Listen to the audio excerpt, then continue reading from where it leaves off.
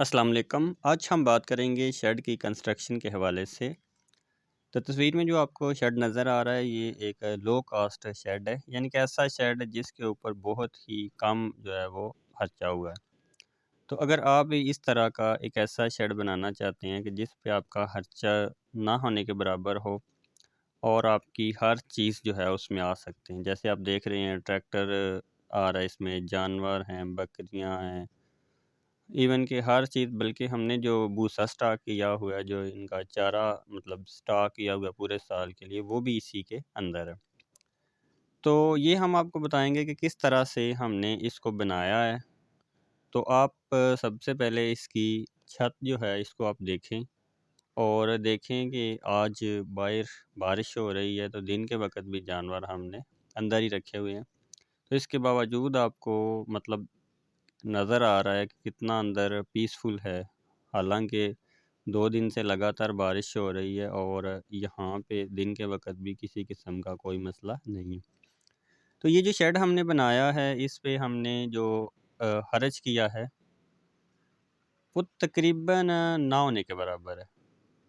उसकी वजह मैं आपको बताऊँगा कि ये जो तस्वीर में आपको नज़र आ रहा है, ये दरख़्त है, बम्बू, जिसको बाँस कहते हैं हम। ये हमने अपने खेत में लगाया हुआ है। तो ये सालाना हर साल हम इसकी कटाई कर देते हैं। मतलब हर साल हम इसको काट के, तो इसके ऊपर जो बाँस होता है जिसको बम्बू कहते हैं, उसकी जो लकड़ी है हम उसको इस्तेमाल कर लेते हैं। तो इस तरह से हमारा ये जितना शेड आपको नज़र आ रहा है, टोटल ये बाँस का बना हुआ है। मतलब इसकी जो छत है वो बाँस की बनी हुई है। तो हम सालाना हर साल एनुअली इसको काट देते हैं। काट के जो इसके ऊपर होते हैं, इसके पत्ते वगैरह, बारीक टहनियाँ, उनको अलग कर लेते हैं और जो मोटी इसकी लकड़ होती है, उसको अलग कर लेते हैं। फिर जो मोटी लकड़ होती है, उसको हम इस्तेमाल कर लेते हैं नीचे और बारीक लकड़ियों को ऊपर। जैसे कि आपने तस्वीर में देखा था कि हमने सिर्फ़ जो बाज़ार से परचेज़ किए थे, वो गार्डर थे, लोहे के बने हुए। अब जो लोहे के गार्डर बने हुए हैं, उनके ऊपर हमने इसकी बाँस की जो मोटी लकड़ है, इसको एक रूफ से बिछाया हुआ है। और फिर उसके ऊपर इसकी जितनी बारीक टहनियाँ थी, ये जो अभी नज़र आ रही हैं आपको, इन टहनियों को हमने क्रॉस में जो है वो उसके ऊपर बिछा दिया था। और ये बिछाने के बाद फिर उसके ऊपर हमने सरकंडा और नाड़ को बिछा दिया।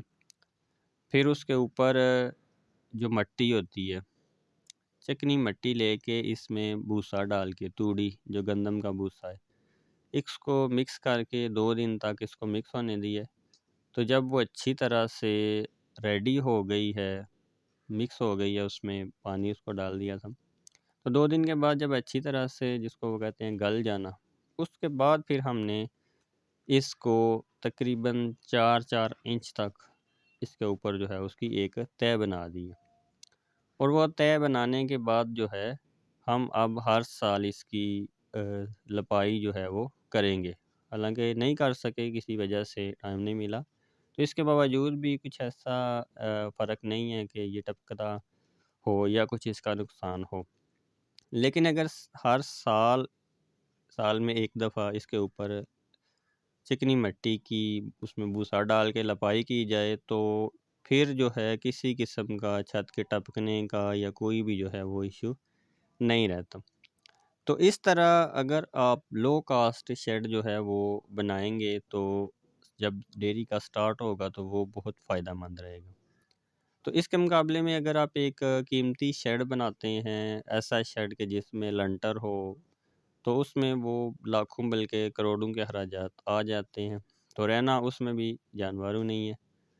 तो शेड से किसी किस्म की कोई भी आउटपुट नहीं मिलनी, जो भी प्रॉफ़िट मिलनी है वो जानवरों से ही मिलनी है। तो स्टार्ट में मेरे ख़्याल में जो सबसे आसान और अच्छा तरीका है वो यही है कि आप जो है शेड बनाएँ, लो कास्ट सरकंडा उस पे यूज़ करें, वो चीज़ें इस्तेमाल करें जिनके अखराजात कम हों। तो इस तरह जो आपके अखराजात हैं उनको कम करके, इस जो आपकी ये इनकम है, जो आपकी ये अमाउंट है, इसको आप इस्तेमाल करें जानवरों के ऊपर। जानवरों की परचेजिंग पे करें, अच्छे तरीके से परचेज़ करें। उसके बाद आप जानवरों की खुराक पे करें। ख़ास तौर पे जो जानवर परचेज़ भी किए जाते हैं, सब कुछ हो जाता है। जो सबसे मुश्किल मरहला है वो जानवरों की खुराक है। ख़ास तौर पे जो मुश्किल तरीन लम्हे हैं, एक तो सीज़न होता है दिसंबर और जनवरी का। शदीद सर्दी होती है, जो फ़सल काश्त की होती है, बरसन, जई, गंदम वगैरह, वो भी रेडी नहीं होती है कि उसको काट के डाला जा सके। तो सर्दी हर तरफ से, चारा जात महंगे होते हैं। अगर आप ड्राई फूड पे कहें, वनडे पे कहें, तो उसका रेट भी ज़्यादा होता है। ऐसे में अगर आपकी जो इनकम है वो कम हो रही है और आप अखराजात को मैनेज नहीं कर रहे, तो बहुत सारे डेयरी फार्मर यहाँ पे छोड़ जाते हैं काम को। और दूसरा इशू बनता है आके मई और जून में, शदीद गर्मी होती है और ख़ास तौर पे बारानी इलाकों में जहाँ पे सारी फसलों का दारोमदार बारिश पे होता है। अप्रैल में गंदम कट जाने के बाद सब्ज़ चारा ना होने के बराबर होता है। तो अब ये जो इश्यूज़ होते हैं, इस वक्त आपके लिए डेयरी को मैनेज करना बहुत मुश्किल होता है। तो अगर आप शेड पे अखराजात ज़्यादा नहीं करेंगे, आप इसको बग़ैर मतलब अखराजात के लो कास्ट में मैनेज कर लेंगे, तो ये पैसे आपके पास होंगे। तो ये जो मुश्किल मंथ होते हैं साल के, इनमें आप सर्वाइव कर लेंगे। तो जब आप 1-2 साल सर्वाइव कर जाएँ, उसके बाद इतना मुश्किल नहीं होता। जब आपके जो बच्चे हैं इस फार्म के, वो आपके प्रॉफ़िटेबल जो है वो बन जाएँ, तब इतना ज़्यादा इशू नहीं होता। तो इस तरह आपको एक लो कास्ट जो शेड है वो डिज़ाइन करना चाहिए। तो अगर आप इस तरह से लो कास्ट शेड नहीं बनाना चाहते, तो दूसरा जो आपके पास ऑप्शन है वो यही है कि आप इसको रेंट पे ले लें। रेंट पे लेके काम शुरू कर लें, तो ये आपके लिए बहुत फ़ायदेमंद होगा। क्योंकि जहाँ पे आपने बहुत ज़्यादा अमाउंट शेड पे खर्च कर देनी है, वही अगर आप रेंट पे ले लें तो रेंट बहुत कम होता है शेड की एक्चुअल प्राइस के मुकाबले में। तो रेंट पे लेने से ये होता है कि आप रेंट उसका पे करते जाएँ और जो आपकी टोटल अमाउंट है जो उस पे खर्च होना है, उसके आप एनिमल ले लें और एनिमल आपकी जो है वो प्रॉफ़िट देते जाएँगे।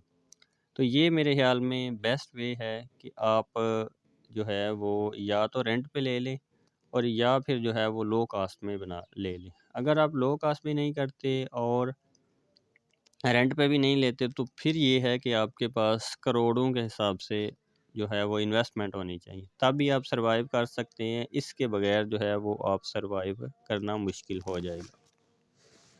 अगर रेंट पे शेड हो तो उसका कोई लॉस नहीं होता, इस हवाले से कि अगर लेट्स कि आपने स्टार्ट किया 1 साल किया, 2 साल किया, तो आप 1-2 साल के बाद समझते हैं कि वो उस तरह की प्रॉफ़िट नहीं है जो होनी चाहिए, तो आपका इतना ज़्यादा लॉस नहीं होगा, क्योंकि रेंट ही था 1 साल का जो आपने पे कर दिया।